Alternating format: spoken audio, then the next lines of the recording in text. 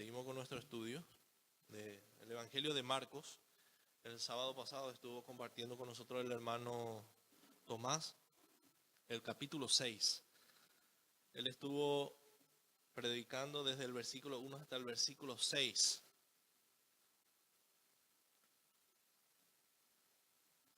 Marcos capítulo 6, versículo 1 hasta el 6, el hermano Tomás estuvo enseñando y estuvo hablando de la incredulidad de los judíos, de la gente en Nazaret.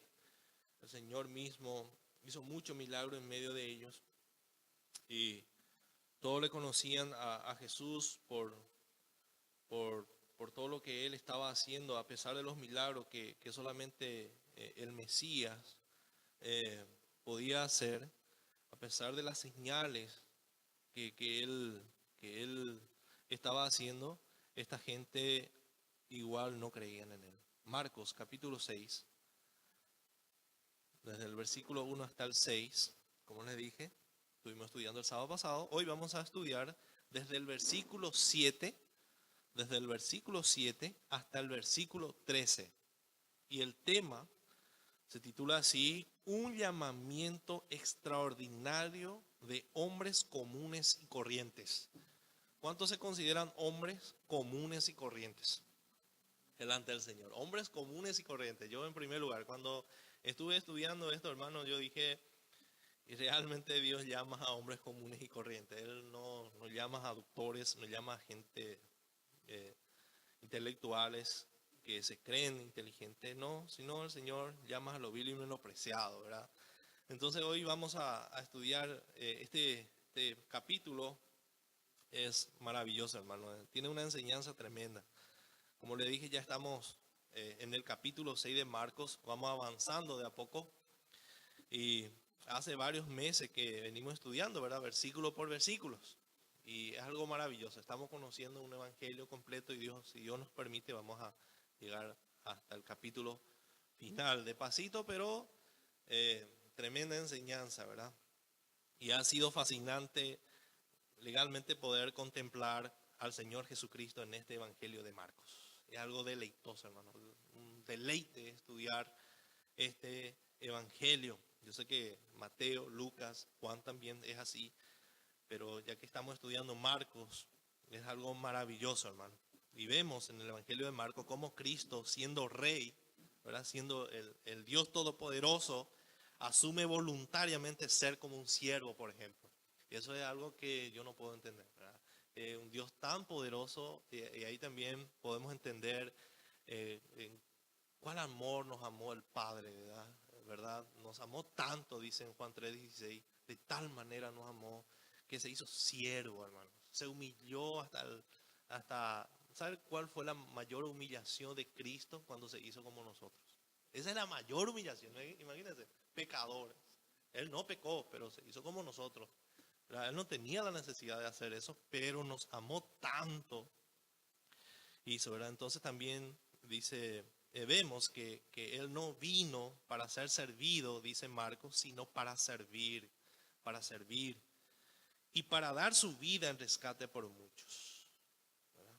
Esa es la obra de Cristo. Y también Marcos nos muestra cómo Jesús con tanta pasión y entrega vino a hacer lo que su Padre le encomendó, de predicar el Evangelio. Y eso es lo que vamos a ver hoy, cómo Jesús daba su vida.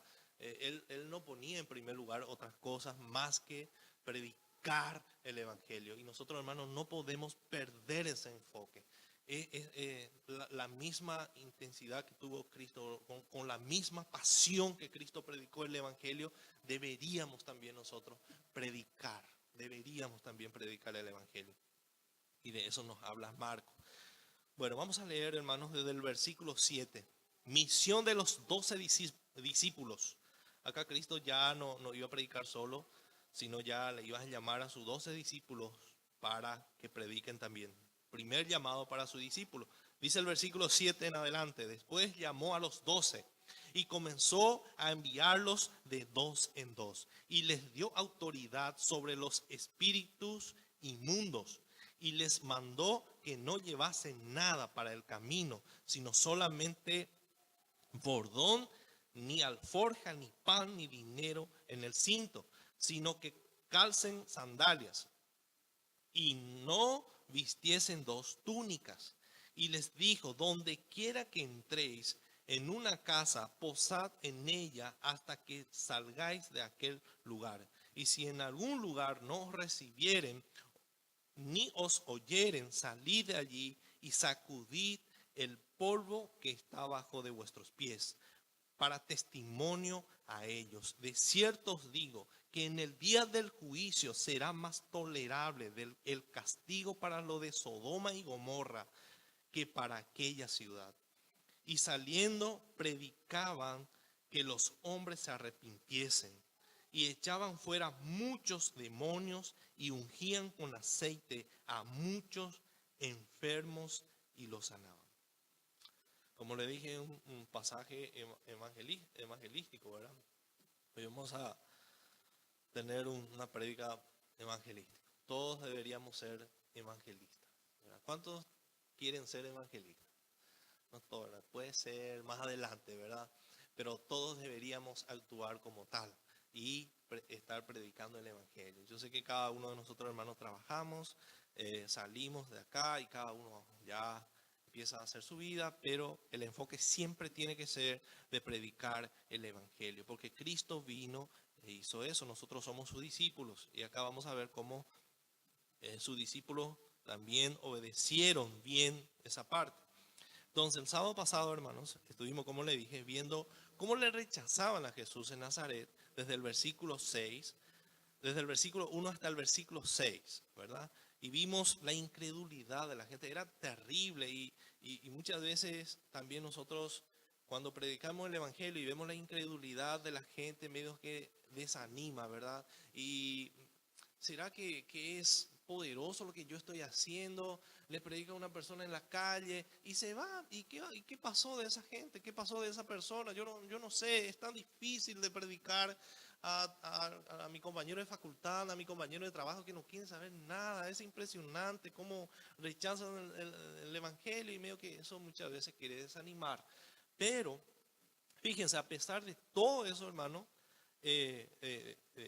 lo que hicieron con Jesús, no quisieron escuchar. Y Jesús dijo en el versículo 4 del capítulo 6, no hay profeta sin honra, sino en su propia tierra y entre sus parientes y en su casa, ni de su casa creían en él, hermano.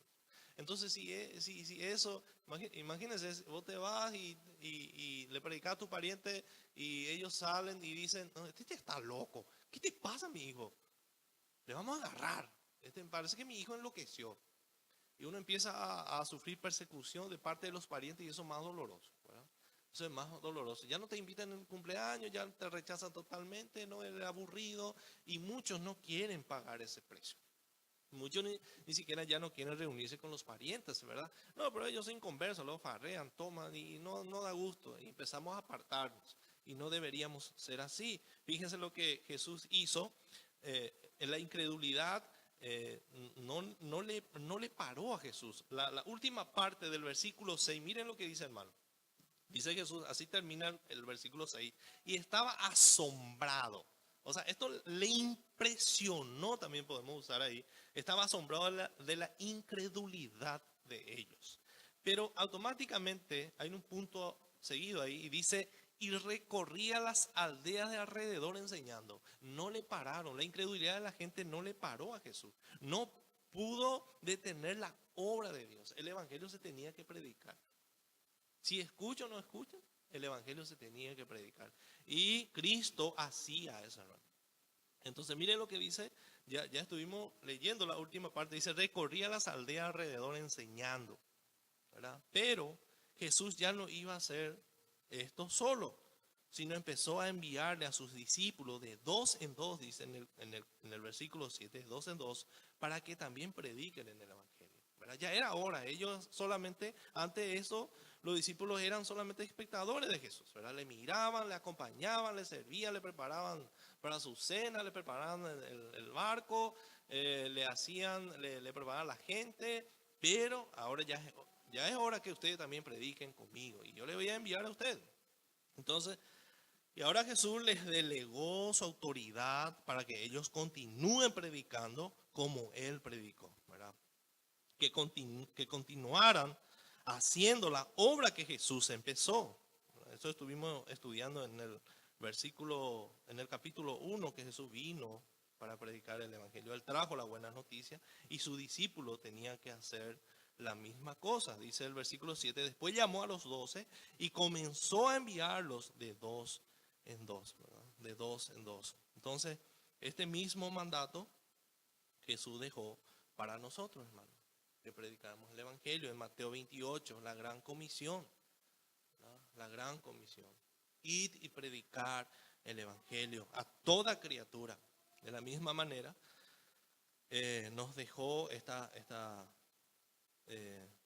misión, este orden para que para que prediquemos el Evangelio. Entonces la gran comisión, este mandato es para nosotros, mis hermanos. Cada uno de nosotros fuimos llamados para involucrarnos en el avance del Evangelio. Cada uno de nosotros deberíamos ser parte y deberíamos estar apoyando a full la obra del Señor, ¿verdad? Uno, como les dije, no todos vamos a ser misioneros, pero todos deberíamos tener la misma pasión para que se siga predicando. Entonces, y si muchas personas se sienten insuficientes, ¿verdad? Y dice, pero yo no sé hablar, yo no sé predicar, ¿y cómo hago con la gente? A mí no me sale eso. Ah, es muy difícil para mí. Entonces, esta prédica, hermano, yo espero que esta prédica te sea de ayuda y de estímulo y que salga de este lugar deseoso de hacer lo que Dios quiere que hagamos, que tú hagas, de predicar el Evangelio. El Señor es el que capacita y el Señor no quiere, como les dije, el Señor no quiere usar gente que sabe hablar, sino el Señor es el que capacita. El Señor es el que nos levanta, hermanos, y pone en nuestra boca lo que vamos a decir. Entonces, porque una de las cosas que nosotros vemos en este pasaje es que Dios usa hombres ordinarios para hacer cosas extraordinarias, hermanos. Cosas, hombres ordinarios para hacer cosas extraordinarias. Como el Señor compara su evangelio como una semilla de mostaza. Algo tan chiquitito, parece algo insignificante lo que hacemos, pero el evangelio es poder de Dios para convertir a hombres pecadores. Entonces Jesús no necesita, hermanos, de mi inteligencia, ni tampoco de mis talentos. Él elige y capacita a las personas. Él elige y capacita. Y elige a los vil de este mundo, dice su palabra. Vil y menospreciado. Dios no se complace, dice, o sea, Dios se complace usar hombres ordinarios para hacer obras, una obra extraordinaria, ¿no? El versículo 6, como le dije, la última parte, vemos, recorría las aldeas de alrededor enseñando. Es lo que Jesús todo el tiempo hizo, hermano. Él no perdió tiempo, él sanaba, él demostraba misericordia a la gente, pero su principal objetivo era predicar el evangelio. Y recorría las aldeas de alrededor, dice, enseñando. Esto quiere decir que él recorría en círculo predicando el evangelio. Todas las aldeas, en círculo. Dice un historiador que Jesús caminó solamente en Galilea 3.200 kilómetros.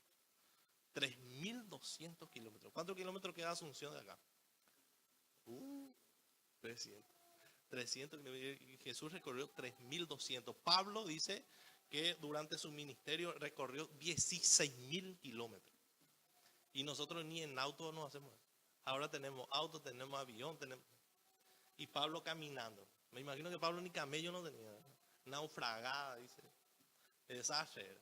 Y Jesús caminó 3.200 kilómetros alrededor. Eso significa recorría las aldeas de alrededor. Y había muchísimo. Si ustedes revisan el mapa, la parte de Galilea y de Judea, las aldeas que hay, hermanos, son numerosas.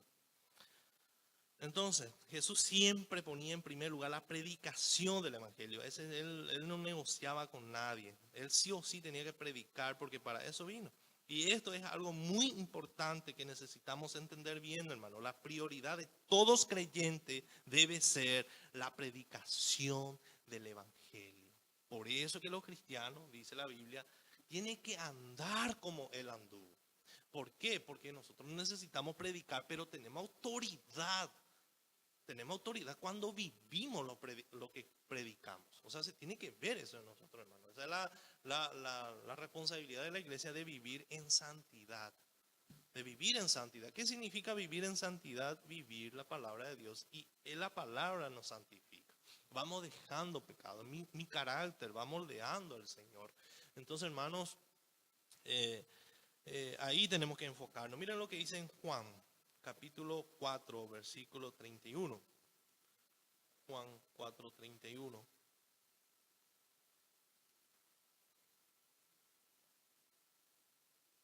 Juan capítulo 4, versículo 31 al 38 dice: entre tanto los discípulos le rogaban diciendo: Rabí. Él le dijo: yo tengo Rabí, come. O sea, sus discípulos estaban preocupados de él. Juan capítulo 4, versículo 31, después de que él estuvo predicando o hablando con la mujer samaritana, sus discípulos se quedaron preocupados. Él no comía, él siempre, la multitud no le dejaba ni dormir tranquilo, ¿verdad? Entonces dice: entre tanto los discípulos le rogaban diciendo: Rabí, come, por favor, come, Señor. Y él les dijo: yo tengo una comida que comer que vosotros no sabéis. Entonces los discípulos decían unos a otros: ¿le habrá traído a alguien de comer? No entendieron nada, ¿verdad? Jesús le dijo: mi comida es que haga la voluntad del que me envió y que acabe su obra. ¿No decís vosotros: aún faltan 4 meses para que llegue la siega? He aquí os digo: alzad vuestros ojos y mirad los campos, porque ya están blancos para la siega. No se preocupen tanto por la comida, ustedes solamente se preocupan de comer y de comer y de comer.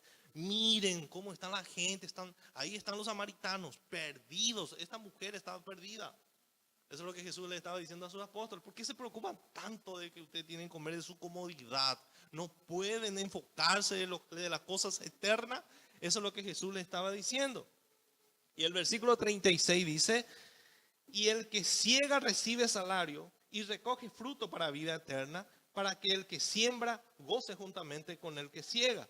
Porque en esto es verdadero el dicho: uno es el que siembra y el otro es el que siega. Yo he enviado a cegar lo que vosotros no labrasteis. Otros labraron y vosotros habéis entrado en sus labores. Ustedes son trabajadores de reino. No se enfoquen en las cosas del mundo, más bien enfóquense en las cosas eternas. O sea, ellos no estaban viendo lo que Jesús estaba haciendo.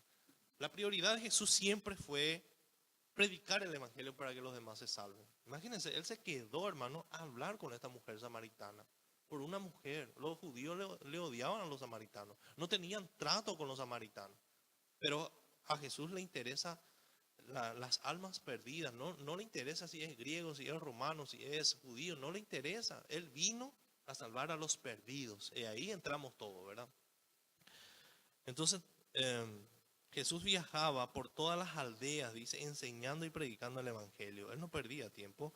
Nuestro problema, hermanos, es que cuando nos centramos en nosotros mismos o en nuestros problemas, dejamos de tener como prioridad la predicación del evangelio. Cuando uno empieza a poner en primer lugar sus problemas, sus prioridades. Jesús nunca dejó que suceda eso con su ministerio, nunca. Sino él se enfocaba netamente en predicar el evangelio. Entonces Marcos nos narra desde el capítulo 1, miren Marcos, capítulo 1, versículo 35 al 38, después de un día agitado, Jesús se va a dormir, ¿verdad? Y bien temprano la multitud ya estaba presente otra vez en la casa donde estaba Jesús. Y dice: levantándose muy de mañana, siendo aún muy oscuro, salió y se fue a un lugar desierto y allí oraba. Y ahí, con la multitud llenos en la casa de Pedro, los discípulos seguramente se apavoraron todo. ¿Y dónde está el maestro? ¿Dónde está el que puede solucionar los problemas de la gente? Y Jesús desapareció. Y le buscó Simón. Me imagino a Simón todo apavorado y le retó a Jesús, ¿verdad? Y lo que en él estaba, y dice: y hallándole le dijeron: todos te buscan, pero ¿dónde es lo que vos estás, Señor? en Marcos 1:36. ¿Dónde es lo que vos estás, Señor? ¿Dónde te fuiste? Me imagino que no es hora de hacer tu devocional, Señor. ¿Cómo que vos vas a estar haciendo tu devocional? Y la gente acá todo desesperado, ¿verdad? Pedro, ¿qué le dijo Jesús? Él les dijo, versículo 38, vamos a los lugares vecinos. Vamos a los lugares, vamos a dejarle a la multitud acá, para que predique también allí, porque para esto he venido. Mi prioridad no es los problemas de la gente. Mi prioridad no es solucionar problemas. Mi prioridad es solucionar el problema mayor que tiene el pecador. Solucionarle sus pecados. Yo puedo perdonar pecado. Yo quiero salvarle a la gente. Yo vine para predicar. Y dice el 39, y predicaba en las sinagogas de ellos en toda Galilea y echaba fuera a los demonios. ¿Se dan cuenta, hermanos? La prioridad de Jesús es predicar el evangelio. Predicar el evangelio, hermano. Entonces Jesús no fue indiferente con los hermanos, con los enfermos. También sanaba. Jesús sanaba, hacía muchos milagros, pero no fue para eso que él vino, sino para predicar el evangelio. Los milagros tenían un propósito, y el propósito era autenticar que él era el Mesías. Y como le dije, Jesús recorrió miles de kilómetros predicando el evangelio. Él estaba colocando el cimiento a través de la predicación de la palabra. Jesús estaba colocando y a la vez estaba equipando, hermanos, a sus discípulos para la obra que iban a hacer después de su partida. Él estaba equipando, él enseñó muchas cosas primeramente a sus discípulos, después le dio esta misión. Miren lo que dice el versículo 7. Después llamó a los 12. Esto era un llamamiento oficial. Esto no era, hey Pedro, vení acá, hey Juan, vení, le quiero decir algo. No, ya era un llamamiento oficial de lo que ellos iban a hacer. Ya era en serio. Entonces ellos ya iban a empezar a predicar el evangelio. Y cuando predicamos el evangelio, ¿qué sucede? Cuando ellos estaban con Jesús y cuando Jesús era el que predicaba, ¿a quién le atacaban? En ningún lugar vimos nosotros que le atacaban a sus discípulos. Ellos de lejos seguramente miraban y Jesús solucionaba todos los problemas, ¿verdad? Ahora le van a tocar a ellos. Ahora ellos se van a enfrentar con los demonios. Por eso le dio autoridad, dice. Le dio autoridad y se fueron 2 en 2. Y le dio autoridad sobre los espíritus inmundos. Ahora ellos iban a lidiar con ellos. Imagínense eso. Me imagino que tuvieron miedo, ¿verdad? Pero la autoridad que había en ellos era poderoso. Entonces estos hombres ordinarios, como dijimos, estaban siendo comisionados, hermanos, para llevar a cabo una misión extraordinaria que consiste en continuar la obra que venía haciendo nuestro Señor Jesucristo. Ellos iban a continuar con la obra de la predicación del evangelio. Para eso Él eligió a los 12 discípulos para que puedan predicar el evangelio. Entonces cuando nosotros muchas veces pensamos en los 12 apóstoles, le miramos como hombres especiales, ¿verdad? Wow, el apóstol Pedro, qué tremendo Pablo, Juan que escribió Apocalipsis, fueron tremendos pastores. Nos quedamos maravillados, ¿verdad? Estos hombres eran increíbles muchas veces para nosotros. Ellos son inalcanzables, eran personas extraordinarias, eran personas inteligentísimas que el Señor le llamó, no. Pero ¿saben qué, mis hermanos? Si nosotros nos trasladáramos, ¿verdad?, en un túnel de tiempo en aquella época, quedaríamos sorprendidos de lo que Jesús estaba tratando de hacer de estos hombres, de estos 12 hombres comunes y corrientes como nosotros. Como dijo Alex la vez pasada de los pastores que vinieron. Yo pensé que tenían ojos de fuego y no sé qué más, ¿verdad? Pero eran hombres como nosotros. Y muchas veces así nos imaginamos, ¿verdad? Y cuando hablamos con los hermanos que vienen de otros países, eran igualitos como nosotros a veces. Porque los cristianos, hermanos, tenemos un mismo espíritu, un solo espíritu, y esa humildad, ese amor por Cristo es lo que nos caracteriza. Pero gloria a Dios, como les dije, gloria a Dios por los pastores que vienen de otros países para hablarnos del evangelio y capacitarnos. Necesitamos eso, ¿verdad? Y Dios mediante también, ojalá que nosotros tengamos también acá en Gracia y Verdad, un congreso así, ¿verdad? No es porque todos hacen congresos, nosotros también tenemos que hacer. No, no es por eso. Nosotros necesitamos recibir capacitación, necesitamos que otros vengan y nos enseñen. Son maestros, hermanos, que el Señor levantó en otros países. No importa si están miles de kilómetros, están predicando el Evangelio y son de muchas bendiciones para nosotros. ¿Verdad que sí, hermanos? Escuchamos prédica de muchos pastores y nos maravillamos, y también escuchamos la prédica del pastor Juan Carlos. Es la misma cosa, porque todos hablan de Cristo, ¿verdad? Todos hablan de Cristo, solo que cada uno el Señor le da la habilidad, la sabiduría de predicar diferentes cosas, ¿verdad? Entonces, hermanos, estos hombres no eran hombres especiales, sino eran hombres comunes y corrientes.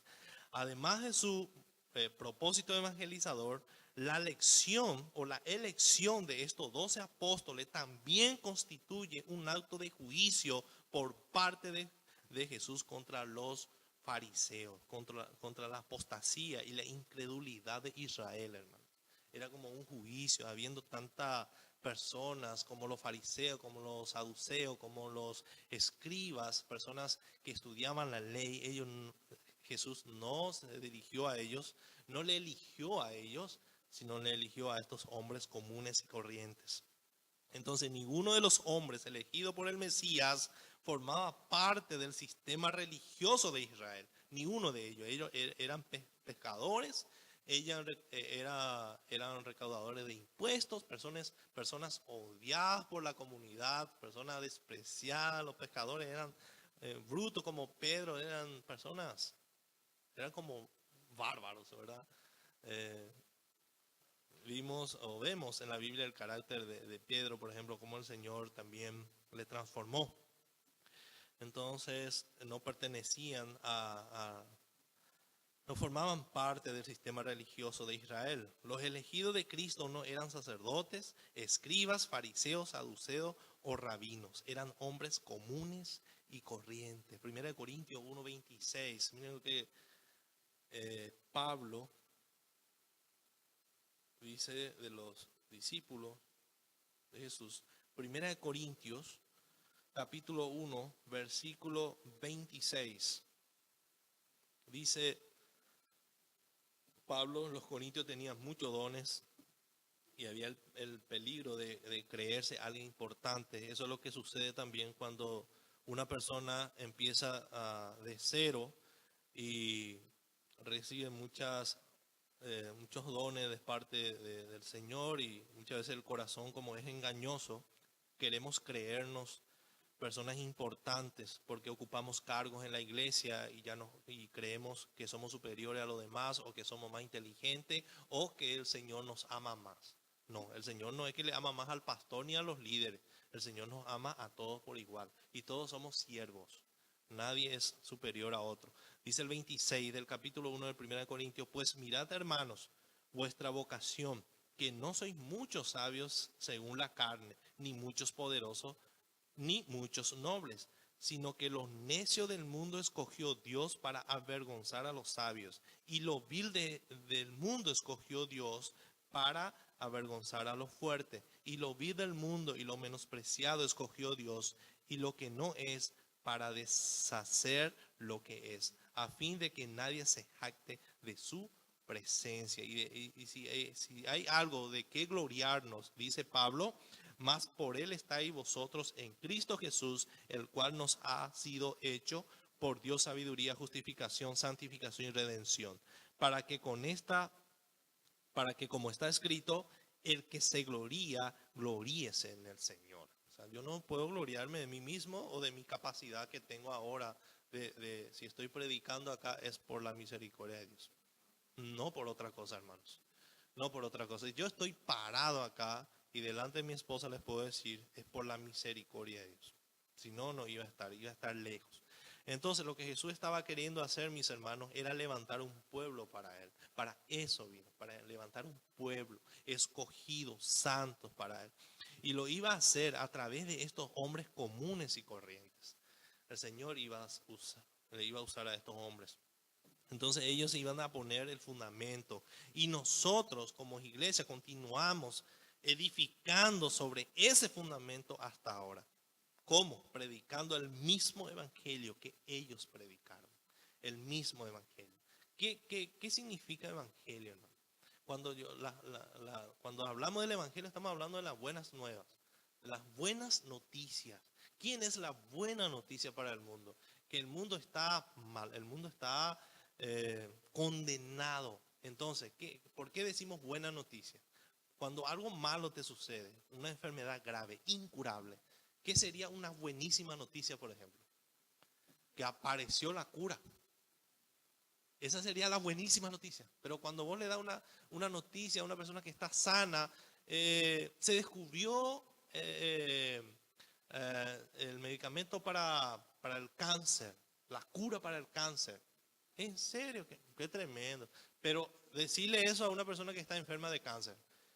¿Y dónde puedo conseguir? Y desesperadamente a buscar. Entonces Jesús vino a traer esas buenas noticias. Entonces lo que Jesús estaba queriendo hacer, como le dije, era levantar un pueblo para él. Y él iba a hacer a través de su iglesia, a través de eso, ¿verdad? Efesios capítulo 2, versículo 19.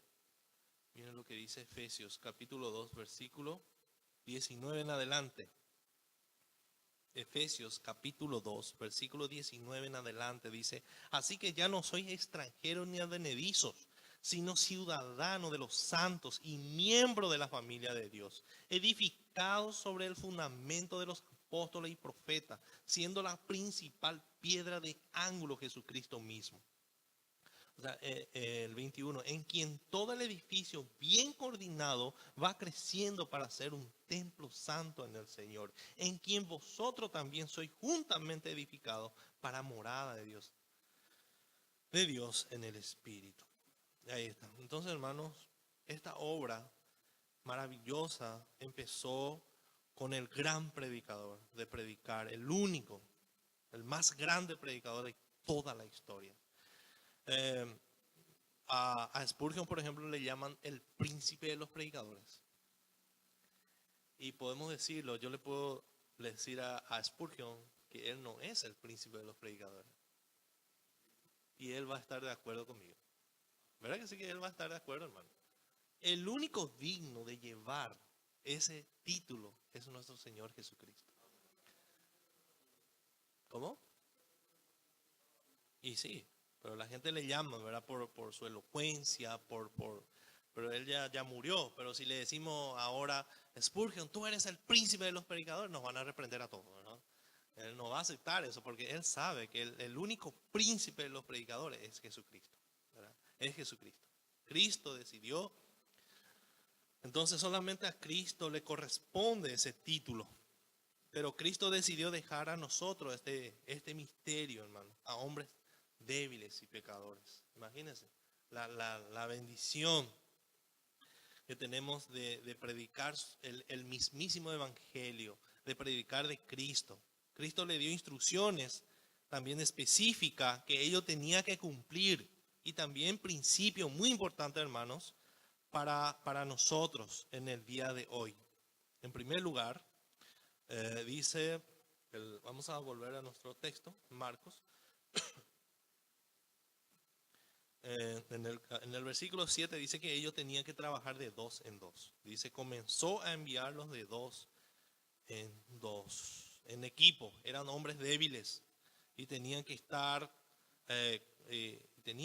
conscientes de sus limitaciones. Eran hombres que tenían limitaciones y eran personas débiles como nosotros. Nosotros también somos débiles.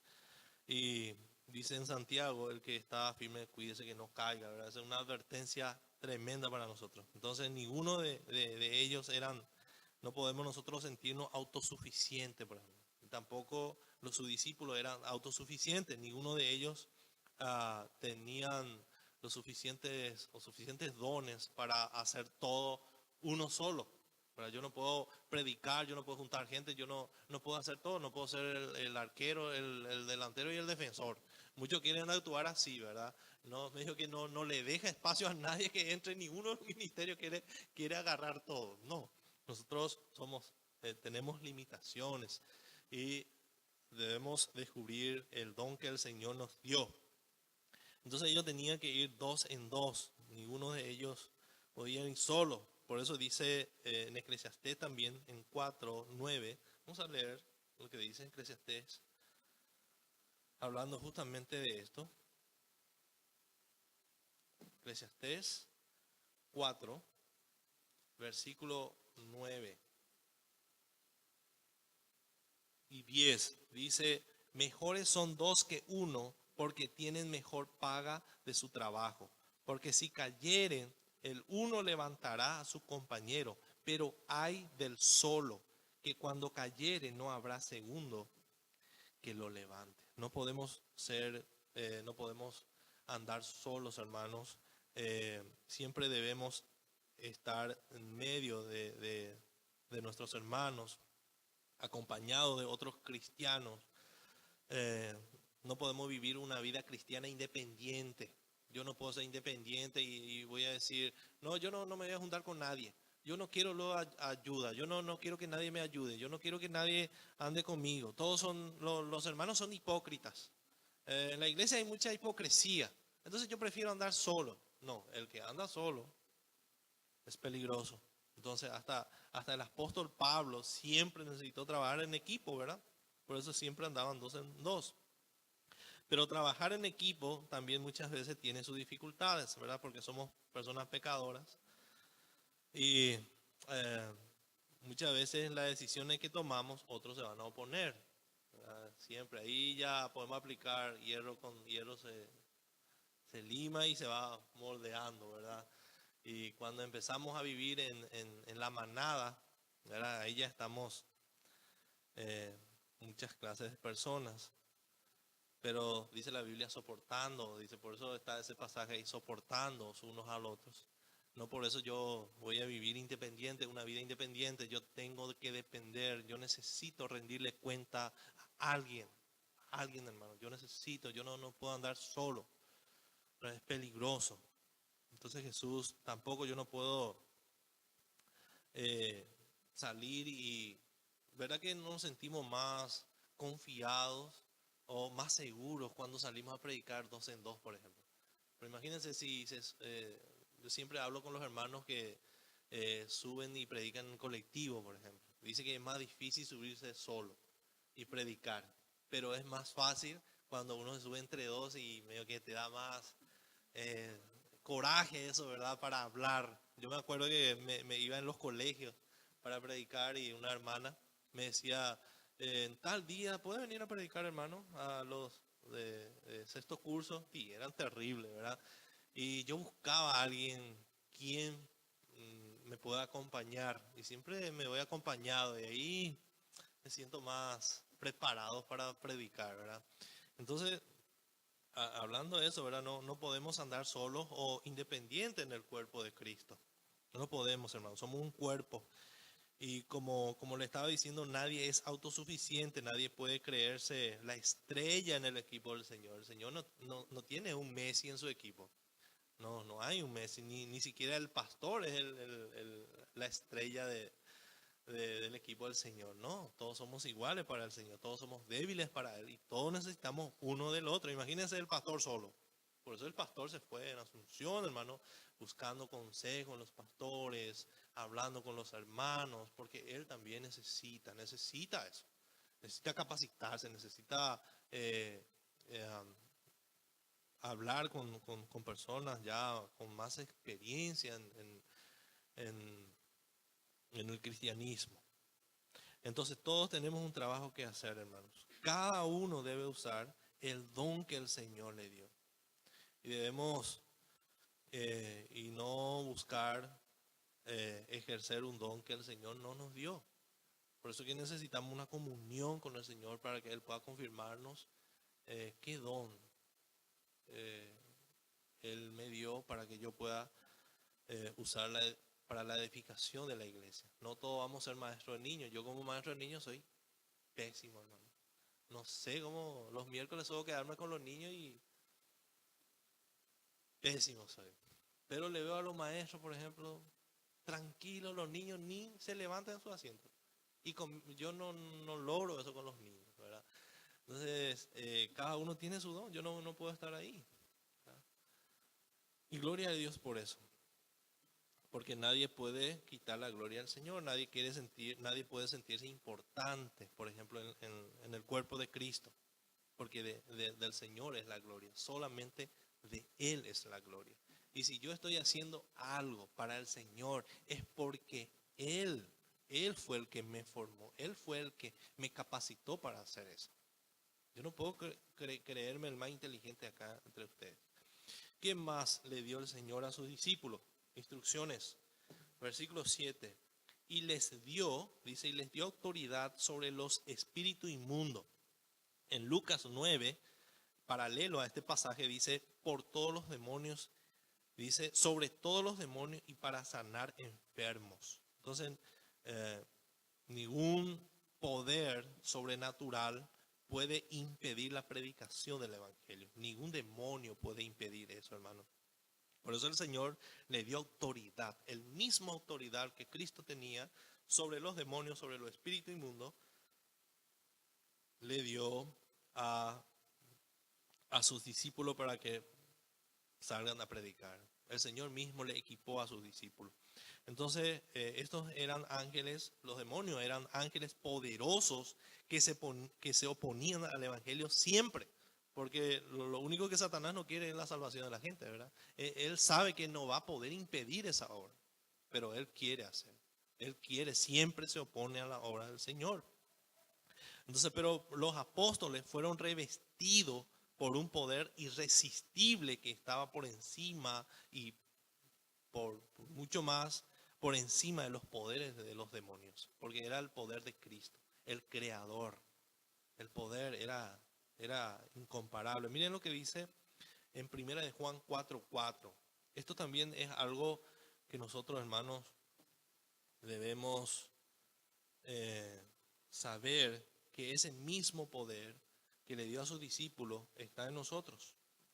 1 de Juan 4:4 dice lo siguiente: hijitos, 1 de Juan 4:4, hijitos, vosotros sois de Dios y los habéis vencido, porque mayor es el que está en vosotros que el que está en el mundo. Ellos son del mundo, por eso no hablan del mundo, y el mundo lo suyo los oye. Nosotros somos de Dios. El que conoce a Dios nos oye. El que no es de Dios no nos oye. En esto conocemos el espíritu de verdad y el espíritu del error. ¿Verdad? El que es de Dios quiere oír la palabra de Dios. Anhela oír la palabra de Dios, pero el que no es de Dios no van a querer oír. ¿Verdad que cuando de repente uno no sabe si alguien se encuentra con una persona y no sabemos si es cristiano o no, y empezamos a hablar de Cristo y la otra persona te dice, ¿vos sos cristiano? Sí, yo también. Y ya empieza la conversación, no termina más, ¿verdad? Entonces ahí nosotros sabemos, este de Dios, este ama la palabra de Dios. Pero cuando vos le hablas con una persona inconversa y no quiere escuchar la palabra de Dios, no podés hablar 1 hora o 2 horas con esa persona de la palabra de Dios, de la promesa, del cielo, no, nada que ver. Entonces predicar el evangelio y rápido, ¿verdad? Entonces también nosotros tenemos esta promesa. Dice, mayor es el que está en vosotros. O sea, somos más que vencedores en Cristo Jesús. En Cristo Jesús, hermano. Nadie puede detener la obra del Señor. Eso es imposible, ni los demonios. ¿Verdad? Porque el poder que está en nosotros es mucho más poderoso. El poder que está en el mundo, que es del diablo. Y la música que estuvimos cantando, no sé si la iglesia por la fe dice, por la fe la iglesia se moverá con el poder del Espíritu de Dios, dice la segunda música que estuvimos cantando. Y las huestes del infierno no podrán dañar la obra de nuestro Dios. Ahí está. Las huestes del infierno no podrán dañar la obra de nuestro Dios. El Señor tiene que terminar la obra que Él vino a hacer. Y esta obra va a terminar cuando Él venga a buscar a su iglesia. Cuando Él venga a buscar a su iglesia, ¿verdad? Entonces, nosotros no tenemos que saber que estamos en una guerra, hermano. En un campo enemigo, estamos peleando. Y recuerden que en la batalla, en esta batalla, también los hijos de Dios van a morir. No en ese sentido que somos victoriosos, más que victoriosos, que somos superhéroes. ¿Verdad? Que vemos que los discípulos de Jesús todos murieron, ¿verdad? Crucificados, asesinados, los profetas, todos murieron así. Entonces estamos en un campo enemigo. Somos más que victoriosos en Cristo Jesús. Ya somos victoriosos. Ya el pecado ya no nos domina. Somos más victoriosos sobre el pecado y también sobre la muerte. Dice la Biblia que ni la muerte nos podrá separar del amor de Cristo. En ese sentido sí somos más que victoriosos en Cristo Jesús. Pero nosotros estamos peleando una batalla. Estamos en una guerra, hermanos. Y cuando uno empieza a predicar fielmente la Escritura, va a descubrir eso, que vivimos en una guerra espiritual tremenda, hermano. La oposición demoníaca, los homosexuales y todo lo que se está levantando hoy en día, hermanos, son obras del diablo, que quiere trastornar el evangelio. Y aún ahora nosotros, hermanos, más tenemos que predicar. Cuando más se manifiestan, cuando más ellos aparecen en las redes sociales, más nosotros deberíamos predicar el evangelio. Eso no nos tiene que desanimar. Más deberíamos, porque ya es una prueba también que ya estamos en los últimos tiempos, ¿verdad? Ya estamos en los últimos tiempos. La maldad está aumentando, pero a 100 kilómetros por hora, hermano. Las noticias que vemos, es impresionante lo que está sucediendo. Si nosotros viéramos desde los ojos de Dios, hermano, no íbamos a aguantar, no vamos a aguantar realmente todo lo que está sucediendo en este mundo, ¿verdad? Y así que nosotros somos como el soldado que está peleando para salvarle a los demás, ¿verdad? Para salvarle a los que están perdidos. ¿Se acuerdan ustedes de la película Rescatando al Soldado Ryan? Más o menos así nosotros, ¿verdad? Peleando, rescatando a los perdidos del infierno. Eso es predicar, eso debería ser nuestro anhelo. Entonces no es en ese sentido que somos más que victoriosos, sino victoriosos sobre el pecado y también sobre la muerte. Debemos equiparnos. Vamos a volver a Marcos. También dice, y le dio autoridad sobre espíritu inmundo y poder para sanar enfermedades. Eso habla de misericordia, hermano. Hermanos, lo que Cristo quería era que sus representantes sean como Él y hagan así como Él hizo. Él fue misericordioso, le atendió a la gente, fue paciente. No solamente nosotros debemos predicar el Evangelio, sino tenemos que ser misericordiosos con los perdidos, hermano. Debemos revestirnos de esa tierra compasión. Cristo tuvo compasión con la gente. Cuando habló con la mujer samaritana, vemos que Él se quedó, se tomó el tiempo. ¿Por qué? Porque tuvo misericordia, quería salvarle. También cuando le sanaba a los leprosos, a los ciegos, a la mujer que tenía flujo de sangre y todos los milagros que Él hizo, ¿verdad? En cada milagro vemos que nuestro Señor fue misericordioso y debemos ser pacientes con la gente, ¿verdad? Servir por sobre todas las cosas. No debemos servir solamente acá en la iglesia, sino en todas partes. Hoy en día uno le va a mirar a una persona, se va a caer y no es capaz de correr y ayudar a levantarle o de ayudarle a su vecino, de proveerles algo, comida. Nosotros, hermanos, deberíamos meditar en nosotros porque muchas veces somos egoístas, ¿verdad? Solamente nos enfocamos en nosotros y acá en esta comunidad, y la iglesia debería salir afuera e impactar a la gente. Necesitamos impactar, necesitamos en el sentido de ser mejores que los demás, ser luz, ser compasivo, misericordioso, así como fue Cristo, ¿verdad? Un Salvador compasivo, presentarle a ese Cristo, no solamente hablar, porque es fácil hablar de un Salvador compasivo, de Dios amor, pero estoy amando. Ahí sí. ¿Y cómo Cristo ama? Y así como yo amo. Ah, qué tremendo. Entonces el amor de Cristo, ¿verdad? Así Cristo ama a los perdidos. Así Cristo ama a los perdidos. Así Cristo ama a los perdidos. Entonces Cristo siempre tiene que ser nuestro estándar, ¿verdad? Así como Él hizo. Y no solamente hablar, porque todos somos inteligentes y buenos para hablar. Ahora, como cristianos, nosotros deberíamos, ¿verdad?, vivir esa verdad que estamos predicando, demostrar. Y que Dios nos ayude, hermanos, a crecer en misericordia. Y no solamente a crecer en esto, sino para amar la misericordia. ¿Cuántos quieren amar? Porque yo voy a ser misericordioso. No, quiero amar. Cuando amamos la misericordia, ahí sí, hermanos, vamos a tener el anhelo para ayudar. Entonces, ciertamente debemos nosotros nos enojamos, ¿verdad?, con lo que los inconversos hacen, ¿verdad?, con las obras que hacen, pero no tenemos que enojarnos en contra de ellos, en contra de la persona. Nuestra lucha no es contra sangre ni carne, no podemos atacarle a las personas. Me gustó mucho el pastor Emilio Agüero cómo estuvo encarando este tiempo el tema de los homosexuales, ¿verdad? Yo no estoy en contra de ellos, yo les amo a ellos, pero no estoy de acuerdo con lo que ellos hacen. Y es así, no estamos de acuerdo nosotros con lo que ellos hacen y no vamos a aceptar, ¿verdad?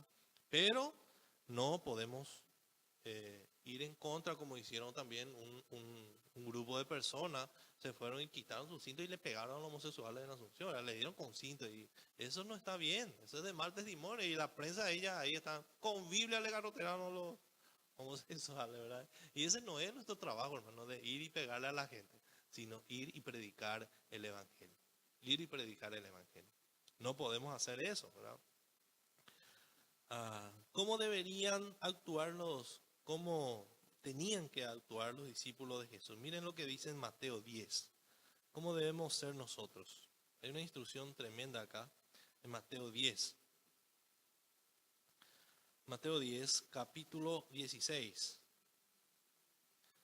Así tenemos que actuar, hermanos.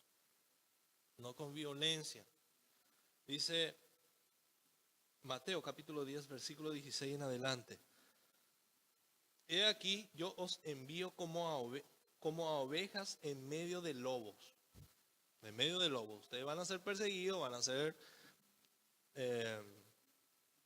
lastimados por los lobos, pero fíjense cómo ustedes tienen que ser. Sed pues prudentes como serpientes y sencillos como palomas.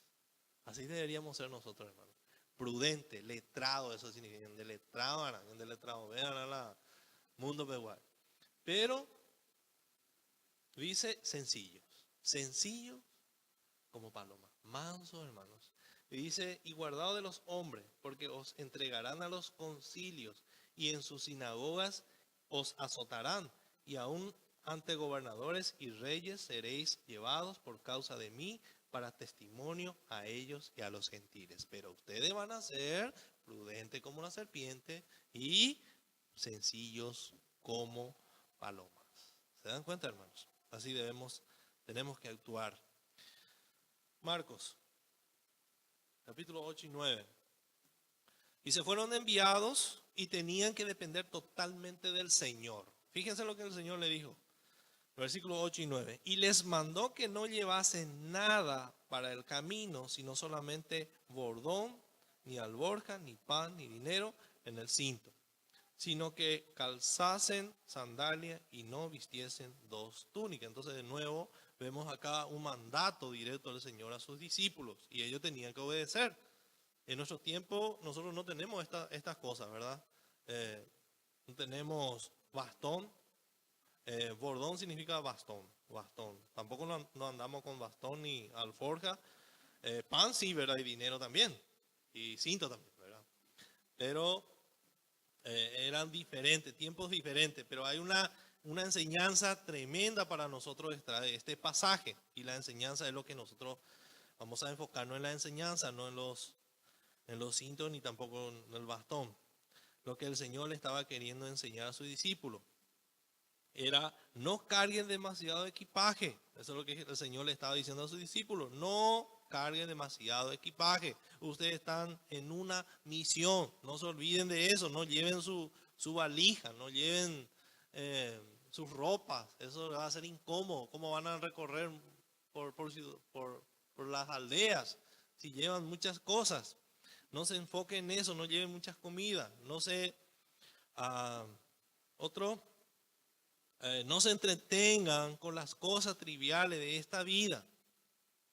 No se entretengan, enfóquense en la misión que yo le di a ustedes. Entonces, hermanos, debemos también nosotros despojarnos de toda cosa que nos estorba o nos distrae para hacer las cosas que el Señor nos mandó a hacer. Es una tremenda enseñanza. Debemos siempre orar al Señor y que Él nos muestre qué necesitamos dejar, qué está estorbando en nuestras vidas para que podamos hacer bien la obra del Señor. Porque puede ser muchas cosas, ¿verdad? Podemos poner muchas cosas en prioridad y dejar de lado lo principal de vivir una vida totalmente entregada para el Señor. Muchas veces decimos, ¿verdad? Yo quiero vivir una vida totalmente entregada al Señor, pero ¿qué estamos haciendo? Ni estamos predicando. Y la vida entregada al Señor es ser su discípulo y llevar las buenas nuevas a los perdidos. Esa es una vida entregada y vivir en santidad. Esa es la vida entregada. Si no estamos haciendo eso y queremos jugar a la iglesia, eso es lo que no tenemos que hacer, jugar a la iglesia, hermano. Esto es serio. Cada cristiano, el Señor nos dejó, nos mandó para que prediquemos el Evangelio. Y si nos desviamos de ahí, no estamos haciendo nada para el Señor. Yo puedo estar en mi ministerio, pero si no estoy haciendo mi trabajo allá afuera, la iglesia, eclesia, viene la palabra eclesia, afuera. La iglesia tiene que estar afuera, no adentro. ¿Verdad? Hoy en día la iglesia se centra acá adentro. No, la iglesia tiene que estar allá afuera, en la misión de predicar el Evangelio. Imagínense nosotros acá todos reunidos, nosotros, aleluya, gloria a Dios, nos vamos, no le impactamos a nadie, no le predicamos a nadie. Entonces el Evangelio tiene que ser predicado. Nosotros nos reunimos acá, estudiamos la Biblia y salimos fervorosos de acá y le damos a la gente el Evangelio. ¿Verdad? Recién estuvimos cantando. La obra de nuestro Dios no puede parar. ¿Y quién va a llevar la buena nueva? Somos nosotros.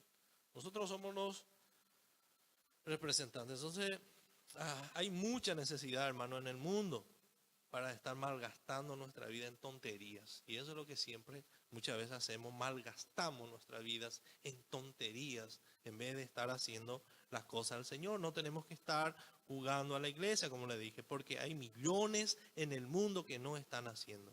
Hay millones en el mundo que están muriendo por el Evangelio. Están siendo quemados, están siendo asesinados. Hay millones en el mundo que están haciendo la obra de nuestro Dios. Y nosotros, hermanos, deberíamos hacer, como le dije y como le digo siempre, no deberíamos ser un local más en una esquina, donde nos reunimos y termina el culto y desaparecemos. Nadie nos conoce. Acá nosotros, hermanos, legalmente deberíamos llegar puerta a puerta predicando el Evangelio. Puerta. Este es el muchacho de Gracia y Verdad. Allá en kilómetros te tiene que conocer. Deberíamos hacer eso. Pero es algo que no estamos haciendo, hermanos. Deberíamos estar sabiendo que la ira de Dios está sobre los impíos. Dice que está sobre su cabeza, ¿verdad? La ira de Dios está sobre los impíos. ¿Saben lo que significa eso, hermano? La ira de Dios está sobre su cabeza. La ira de Dios está sobre la cabeza de los impíos y cualquier momento puede venir juicio sobre su vida. Eso nos tiene que desesperar, hermano. Y nosotros vemos eso. Nosotros ahora podemos ver que es así, pero ellos no ven. Los inconversos no ven la condición en la que ellos están. Ellos no ven, nuestros familiares no ven, pero nosotros sí. Y eso no nos tiene que ni dejar dormir, hermanos. Sabiendo que esa ira está sobre ellos, ¿verdad? Sobre ellos. Miren lo que dice en Apocalipsis capítulo 20, lo que va a suceder con aquellos que no son salvos. Esto nos tiene que desesperar. Apocalipsis 20:11 dice: y vi un gran trono blanco y al que estaba sentado en él, delante del cual huyeron la tierra y el cielo, y ningún lugar se encontró para ellos. Y vi a los muertos, grandes y pequeños, de pie ante Dios. Y los libros fueron abiertos, y otro libro fue abierto, el cual es el libro de la vida. Y fueron juzgados los muertos por las cosas que estaban escritas en los libros, según sus obras. Y el mar entregó los muertos que habían en él. Y la muerte y el Hades entregaron los muertos que habían en ellos. Y fueron juzgados cada uno según sus obras. Y la muerte y el Hades fueron lanzados fueron lanzados al lago de fuego. Esta es la muerte segunda. Y el que no se halló escrito en el libro de la vida fue lanzado al lago de fuego. ¿Se dan cuenta, hermano? Esto es lo que le espera. Esta es la consumación de la ira de Dios. Dice y Dios está airado contra el impío. ¿Qué significa eso? Se va amontonando su ira sobre la cabeza de los impíos. Pero un día esa ira va a tener su final. Y esta va a ser la final. Esta va a ser la consumación. Entonces nos tiene que desesperar. Por eso Jesús preparó a estos hombres y nos dejó ejemplo también a nosotros, ¿verdad? Nosotros somos más o menos el correo de Dios. El correo de Dios para el mundo. Debemos entregar las buenas noticias. Y correr, ¿verdad? Los mensajeros corrían kilómetros y kilómetros para entregar las buenas noticias. O entregar la noticia, ¿verdad? Nosotros entregamos dos.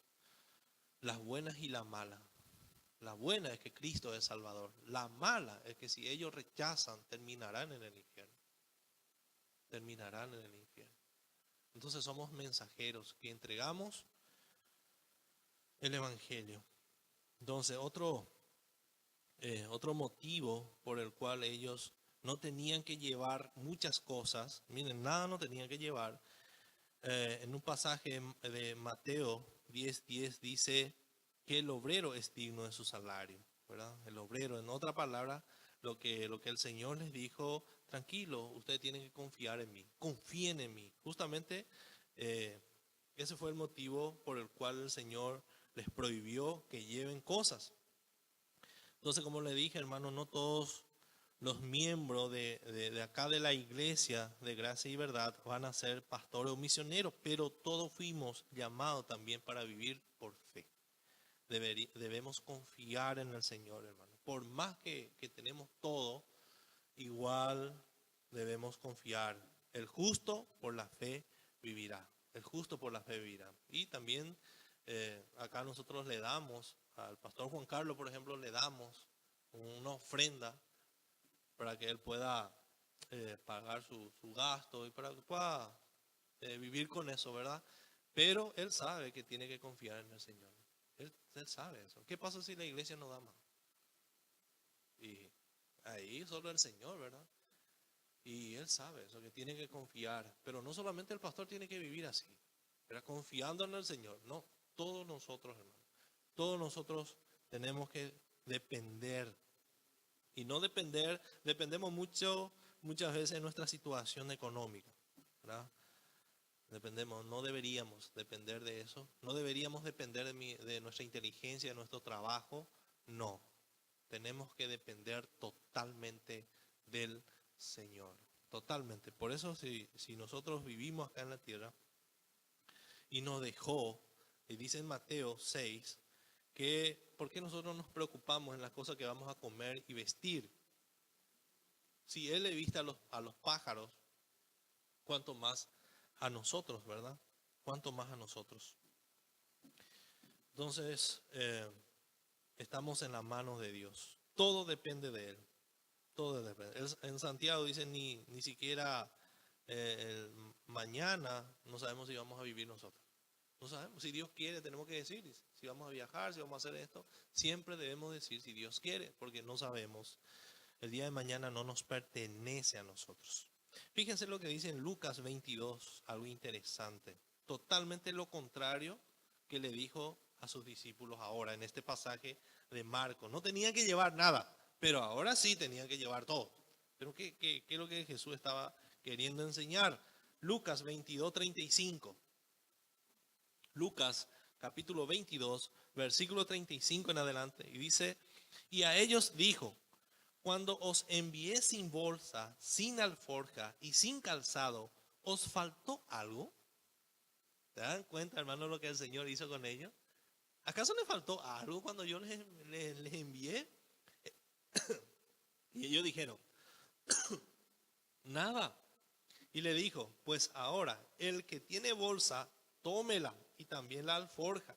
Y el que no tiene espada, venda su capa y compre una. Porque os digo que es necesario que se cumpla todavía en mí aquello que está escrito y fue contado con los inicuos, porque lo que está escrito de mí tiene que cumplirse. Ahora lo que el Señor estaba haciendo en ese momento era probarle a ellos, ¿verdad? El Señor nunca va a enseñar o no podemos enseñar como doctrina que debemos vivir en la pobreza. Eso no es lo que el Señor quiere. Él quiere que nosotros prosperemos, Él quiere que Él quiere que tengamos dinero, porque en 1 Corintios 9, ¿se acuerdan? Donde dice que el Señor da semilla al que siembra, ¿verdad? Y el Señor da más, dice. ¿Para qué el Señor nos bendice? Para dar para su obra. Entonces el Señor nos está diciendo para que nosotros vivamos en la pobreza. Lo que Él está enseñando acá es que dependamos de Él. Lo que le estaba enseñando a sus discípulos era, bueno, ahora no van a llevar nada, porque si ellos llevaban, se iban a entretener con eso y iban a depender de eso. Lo que ellos necesitaban ver, el poder de Dios, o la fidelidad de Dios, ¿verdad? Entonces, la pregunta, cuando os envié sin bolsa, sin alforja y sin calzado, ¿os faltó algo? No, nada, Señor, nada nos faltó. Gloria a Dios por ese Padre misericordioso y amoroso que tenemos, hermano. En cuarto lugar, el versículo 10 dice, en cuarto lugar, ellos tenían que enfocarse en su misión por encima de su comodidad. Fíjense lo que dice el versículo 10, y le dijo, donde quiera que entréis, en una casa posad en ella hasta que salgáis de aquel lugar.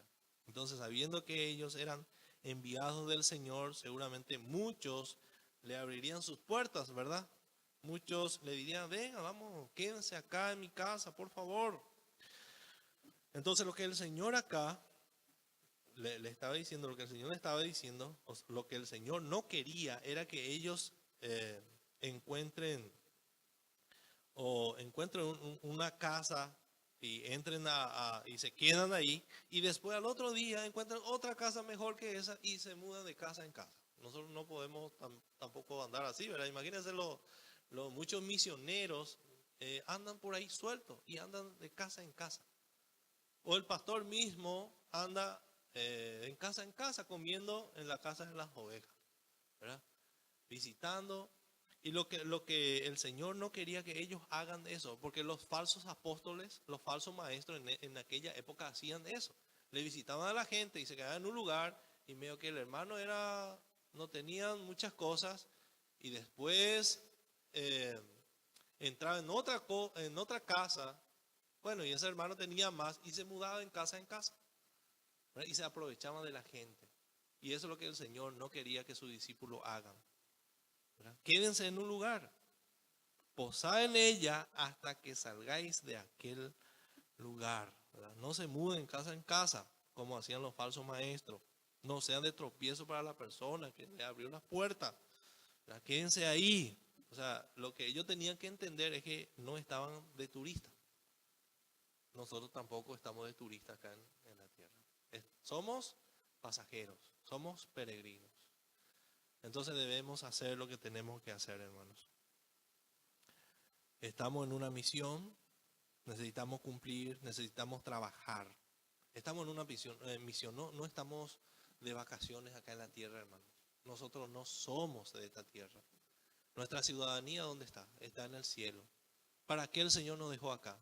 Con un solo propósito. No hay otro propósito para la iglesia: de predicar el evangelio. Y si no estamos haciendo eso, entonces el Señor puede decidir llevarnos.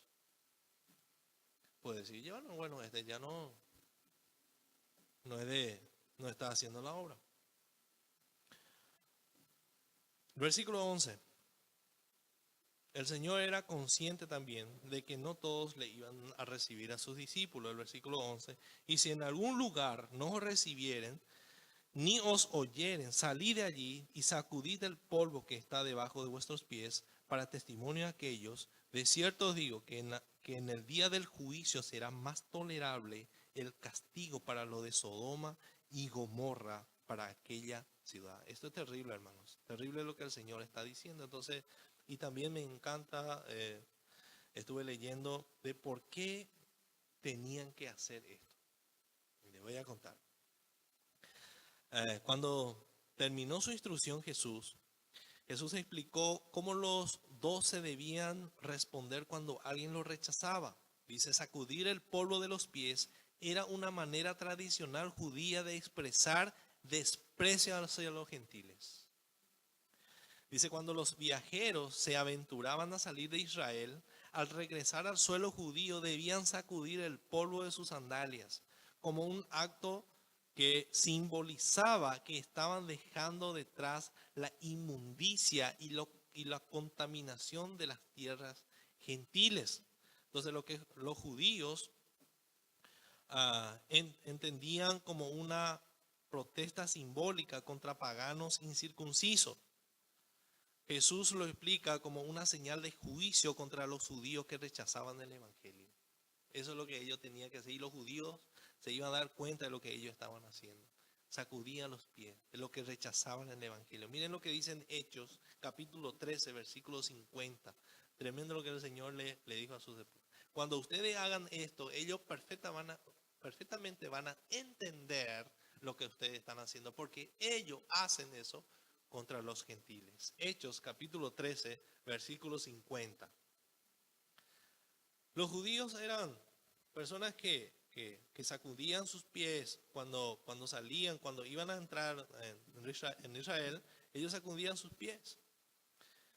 Dice el versículo 50 de Hechos 13, pero los judíos instigaron a mujeres piadosas y distinguidas y a los principales de la ciudad, y levantaron persecución contra Pablo y Bernabé y los expulsaron de sus límites. Ellos entonces, sacudiendo contra ellos el polvo de sus pies, llegaron a Iconio.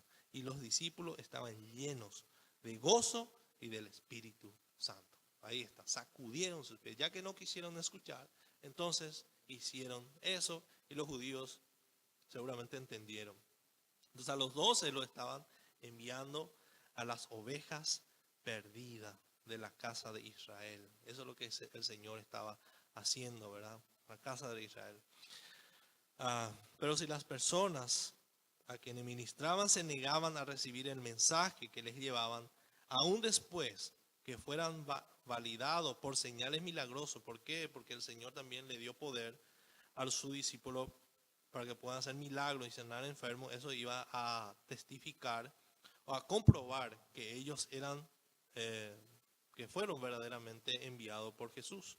Entonces los apóstoles debían tratarlo como hacían con los gentiles. Ellos así también tenían que hacer.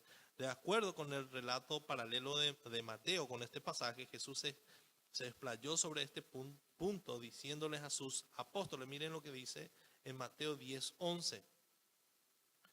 Acá fue más específico Jesús, o Mateo fue más específico y escribió más cosas. Del versículo 11 hasta el versículo 15 dice de Mateo 10:11: mas en cualquier ciudad o aldea donde entréis, informaos quién en ella sea digno, y posad allí hasta que salgáis.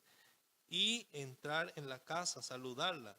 Y si la casa fuere digna, vuestra paz vendrá sobre ella. Mas si no fuere digna, vuestra paz se volverá a vosotros. Y si alguno no recibiere y oyere vuestras palabras, salid de aquella casa y ciudad y sacudid el polvo de vuestros pies. Entonces, hermano, todo aquel que rechaza el evangelio se está colocando bajo el juicio de Dios directamente. Y esto es muy grave. Y de esto habla Hebreos 10. Hebreos 10 es una advertencia. Miren lo que dice en Hebreos 10. Es una advertencia para aquellas personas que escuchan continuamente el evangelio, pero que rechazan. Hebreos 10, 29.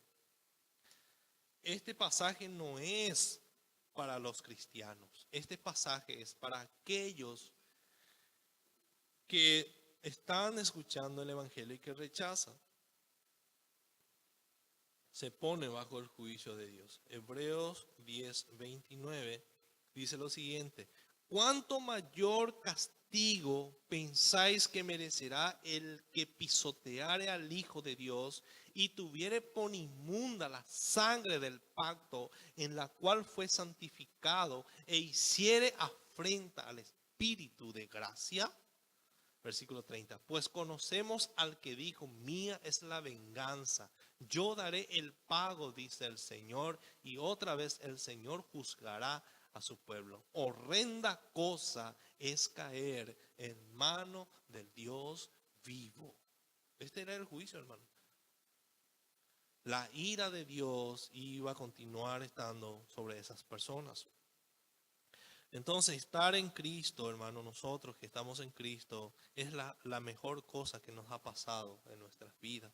Pecadores como nosotros, fuimos justificados por gracia y fuimos quitados debajo de la ira de Dios. Ya no estamos bajo la ira de Dios. Ya fuimos liberados, hermano, gracias a su evangelio. Estar libre, eso significa estar libre, hermanos. Estar libre de la ira de Dios. Pero estar sin Cristo es todo lo contrario. Es tener una vida miserable. Podemos tener todo en esta vida. Pero si no le tenemos a Cristo, no tenemos nada. Lo único que tenemos es la ira de Dios sobre nuestra vida. Y eso es lo que sucede con aquellos que rechazan constantemente el Evangelio. Entonces cuando predicamos y si alguien rechaza y vemos que no está, no quiere, peor es su situación. Peor es. Porque horrenda cosa es caer en manos de un Dios vivo. El juicio es terrible, hermanos. Es terrible. Y debemos darle gracias a Dios nosotros que ya estamos libres de del juicio de Dios, ¿verdad? Por último, veremos el cumplimiento de la gran comisión. Ellos ya no llevaron nada, ya recibieron instrucciones y se fueron. Y saliendo, dice, y saliendo predicaban que los hombres se arrepintiesen y echaban fuera muchos demonios y ungían con aceite a muchos enfermos y los sanaban. Entonces ellos hicieron perfectamente lo que el Señor quería que hicieran. Se fueron y predicaron el evangelio del arrepentimiento. Arrepiéntense. Y es lo que el inconverso tiene que escuchar. Escuchar las buenas nuevas. Escuchar que Cristo vino y murió por nosotros. Que solamente Él es el camino, la verdad y la vida. Solamente Él puede dar vida eterna. Ellos hicieron bien. Predicaban el evangelio así como Cristo hizo. Y también demostraban con los milagros que hacían el poder de aquel que los envió. ¿Cómo nosotros ahora demostramos el poder de Dios en nosotros? ¿Verdad que ya no hay el milagrero? Como muchos creen que tiene el poder de sanar. Nadie tiene, hermano, el poder de sanar. Si Dios quiere sanarle a alguien, a cualquiera le va a usar. A cualquiera le va a usar para sanarle a alguien. Pero ya no hay el que tiene el poder o el don de sanidad. Porque si no, ¿por qué no se van a los hospitales y le sanan a todos, ¿verdad? Si tienen el don. Pero ¿cómo nosotros demostramos que el poder de Dios está en nosotros? Cuando llevamos una vida transformada, cuando nuestra vida es transformada por el Señor. Ahí sí uno puede decir, si este es así, esto tiene que ser de Dios. Lo terrible que era antes, y ahora miren lo que está haciendo. Mire cómo es su vida. Ahora da gusto hablar con él. Ya no dice más grosería. Es honesto. Entonces una vida transformada. Esa es la mejor manera que los inconversos puedan ver en nosotros que sí hay el poder de Dios. Entonces, ¿qué predicaban estos hombres, hermanos? ¿Qué predicaban estos discípulos? Que los hombres se arrepintiesen. Ahí está, que los hombres se arrepintiesen. Y es el mismo evangelio que nosotros tenemos que predicar hoy. Y sabemos lo que eso implica.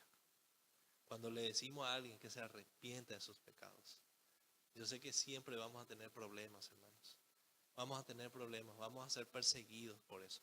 Porque la gente se creen buenos. Se creen buenos. Y te van a decir, pero ¿por qué yo tengo que arrepentirme? ¿Quién sos vos? ¿Por qué no te arrepentís vos? Y vamos a recibir esos ataques, hermanos. Pero ellos no tenían problema, ellos estaban dispuestos. Porque mayor es aquel que está en que estaba en ellos y también que está en nosotros, ¿verdad? Entonces es lo que Jesús vino a hacer y también lo que nosotros deberíamos hacer, predicar el evangelio del arrepentimiento, así como Cristo hizo, predicar el evangelio del arrepentimiento. Jesús decía, arrepiéntense de sus pecados y crean las buenas noticias, crean la buena noticia. Ahora ya no importa si son israelitas o gentiles, tienen que arrepentirse y creer en Jesucristo. Todos, hermanos, tienen que arrepentirse. No importa rico, pobre, necio, sabio, negro, blanco, toda la humanidad necesita del evangelio. Y es nuestra responsabilidad llevar el evangelio, hermano, y no ser de tropiezo para la gente. No ser de tropiezo. No juguemos a la iglesia, no juguemos. Somos la iglesia del Señor y tenemos una misión. No nos olvidemos nunca de eso, hermanos. Al amanecer, al levantarte de tu cama, Señor, ¿a quién voy a predicar hoy? Señor, yo quiero predicarle a alguien hoy. A alguien quiero predicarle tu evangelio. Eso nos va a ayudar a enfocarnos menos en nosotros mismos y enfocarnos más en lo que el Señor nos encomendó a hacer. Y por último, concluyendo, hermanos, permanezcamos cerca de Jesús para cumplir esta misión. Lejos de Jesús no vamos a hacer nada. Necesitamos ser como estos discípulos, aprender de Él, aprender de Jesús. Necesitamos ser enseñados y discipulados por Él. Necesitamos primeramente ser discípulos de Jesús para salir a predicar el evangelio. Eso significa tener comunión con Él. Necesitamos tener comunión con Él. Entonces Jesús no solamente le transmitió información a sus discípulos, sino Él les transformó a sus discípulos. Un discípulo debe ser transformado por su Señor. Nosotros no somos más que nuestro Señor, pero debemos caminar así como Él caminó, parecernos a Él. Necesitamos, hermanos. Entonces dejemos que su palabra nos transforme, para que nuestra conducta no sea de estorbo para la predicación del evangelio. Necesitamos que nuestro carácter sea conforme al carácter de Cristo. Necesitamos que nuestro carácter sea conforme al carácter de Cristo, para que la gente pueda ver el poder que hay en nosotros y predicar el evangelio. Así vamos a hablar como Cristo habló, vamos a actuar como Cristo actuó, vamos a perdonar como Cristo perdonó, vamos a orar como Cristo oró y predicar como Cristo predicó. Amén, hermano, que el Señor nos ayude en esto. Pónganse de pie, hermano. Vamos a orar. Señor, ayúdanos a cumplir esta gran comisión, Señor. No necesitamos nada, no necesitamos de nuestra inteligencia, de nuestra sabiduría, de nuestra economía. No necesitamos nuestro dinero, de nada, Señor.